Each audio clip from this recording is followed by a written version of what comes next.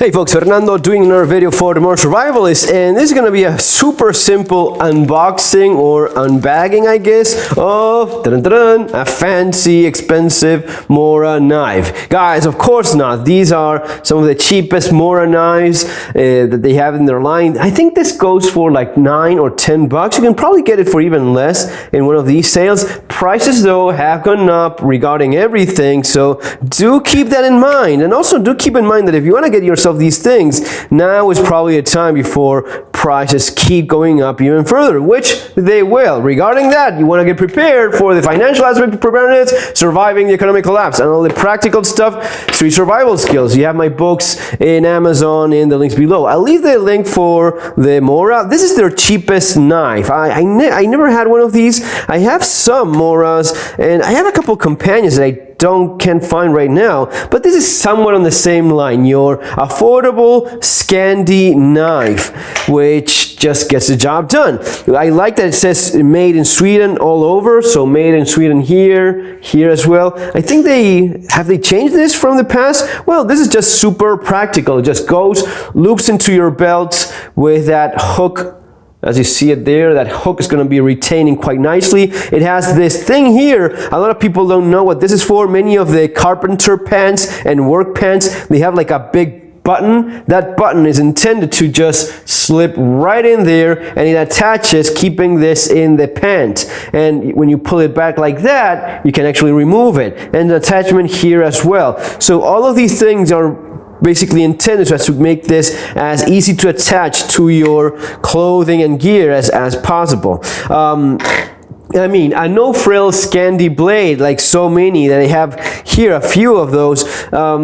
This is as simple as it gets. And is it a good survival knife? I guess that's the question.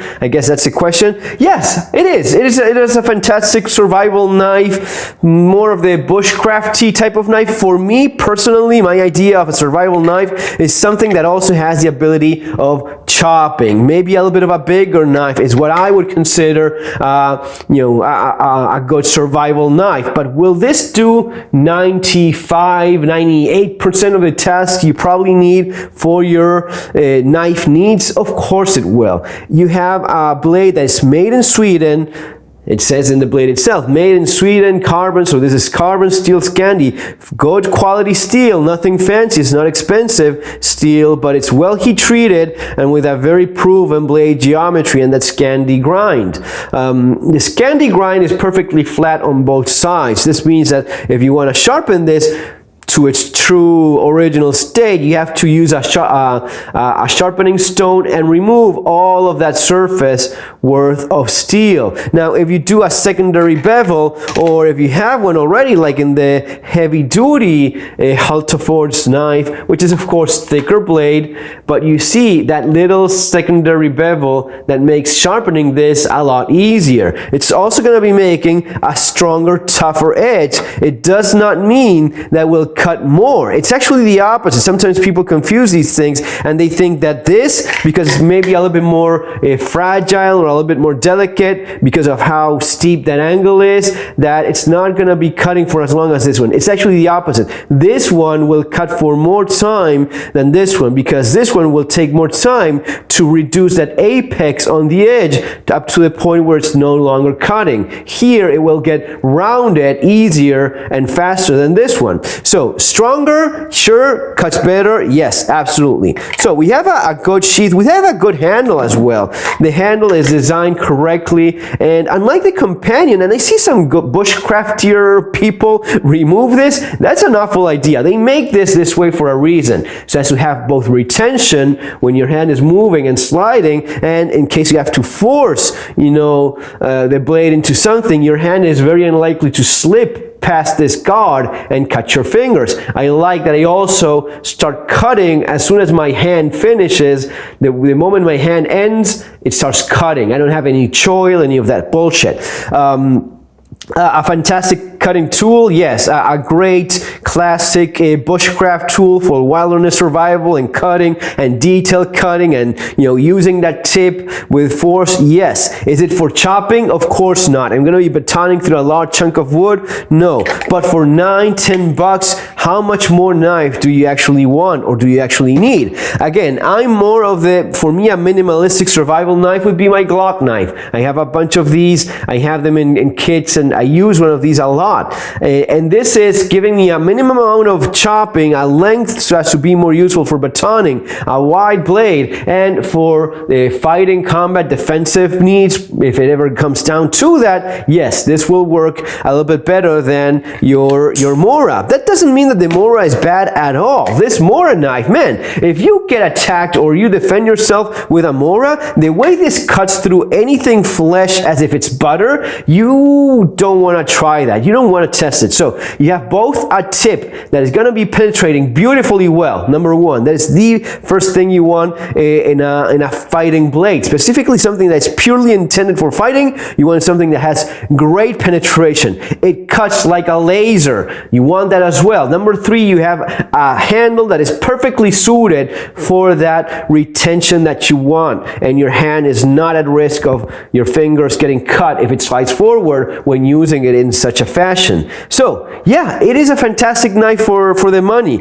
And you have a bunch. I have a few options here. This is from Lidl, the store, which is again typical. This one has a fire steel right there, which is nice little touch there, but basically same Scandi blade here in the Hultafors. In Hultafors, this is used quite a bit.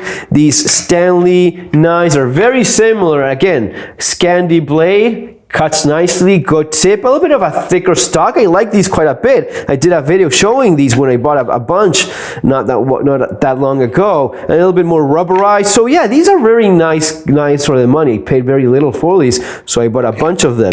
But this is probably made in China. This is high quality, made in Sweden. I'm not saying this is not high quality. Stanley is a very respectable brand, but this is a company that has been making these knives for a very long time, and they have a well-earned reputation in the community. So if you're looking for a cheap knife that is not cheap in terms of quality, but rather an affordable, high-quality knife, Mora all day long. And these ones, these budget models, they are fantastic. They will do anything you need from a knife of this size. So again, the chopping thing, the longer reach, yeah, sure. But you have to ask yourself, would I rather have wrong sheath, I'm really screwing this up.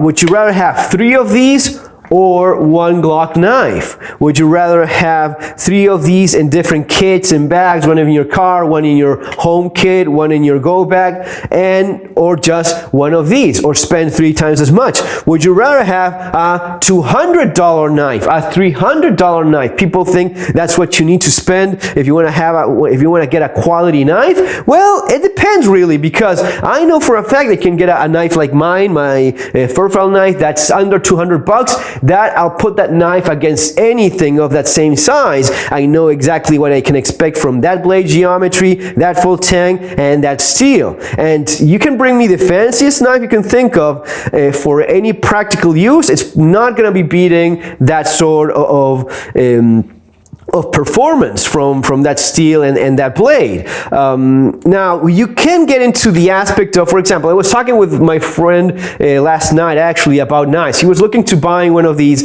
zero tolerance, the one I'm currently carrying. It is a beautiful blade. It is a strong, beautifully made, American-made knife. I love this thing. And it has an extremely well-designed blade shape, and everything about it is very well, exactly to the detail. This is by Skirich Design. Anyway, one of these blade designers that does a very good job. I think this is a fantastic blade geometry. It has great penetration. You have a fantastic steel. Is this stronger than my much more affordable cold steel? Actually, no, it's not. The locking mechanism on the cold steel is going to be stronger. No doubt about that. But how much does that matter? How much do I even care about that? Do I care more about how strong it is when this is probably going to be strong enough and this is, you know, maybe even a little bit quicker to open in the hand. Above all, this is just more enjoyable. This is more pleasurable to have in your pocket as your EDC. So performance-wise, I mean, yes, and performance-wise, I will say that the steel here, you're talking about a big difference in quality of steel. This is S35VN, right? Am I getting that right? Yeah, S35VN, designed by one of the world's, you know, most reputable knife designers, and it shows. You can see that. This is perfectly fine for a tactical blade, for a practical utilitarian tool. It's going to be strong. Now, if it comes down to cutting, I'll cut a lot more with this blade than with this one. This is exactly not intended as a great cutting tool. You have those serrations. You have more affordable steel, AUS 8, I think it is, which is perfectly suitable for most tasks. But if you want to go down into the aspect of how long am I going to cutting with it until I need to sharpen it and so on, how strong is that little tip, you know, when it gets very narrow compared to, yeah, a design suited for this kind of steel. So now I want to make this video super long, but there is a question to be asked. How much knife do I need? How much knife do I want? Is it fulfilling my needs? Am I perfectly happy with 5 of these in different bags, or 5 of these? Or am I okay with, you know, having more of an investment because it just gives me more pleasure? It's more enjoyable. And yes, in some aspects, especially when you get into bigger knives, it's not the same thing to buy a cheap 1095 affordable knife that is of a certain size, but it's more likely to crack and break on you if you take it to a certain point than something that's going to be, you know, taking a beating a lot more. And I insist, you have very affordable knives that can't do that. The Glock knife will take a beating that knives 10 times its cost. Yeah, I'm not kidding. Your $30 Glock knife will take a beating that will not be survived by knives that cost $300, because that was never the intention. They were intended to be more cutting tools rather than prying, chopping, and batoning and hammering kind of tools. So ask yourself that question, know and do your research with videos like mine, see what you need, what you want, and at least be honest with yourselves. But I insist, if you just want a cutting tool, practical, gonna be doing like 90% of the things you probably need, any of these will do the job. The Mora is probably the one that has earned the best reputation for the budget-friendly, survival, compact, or at least a bushcraft type of blade. See you on our next video, folks. Take care.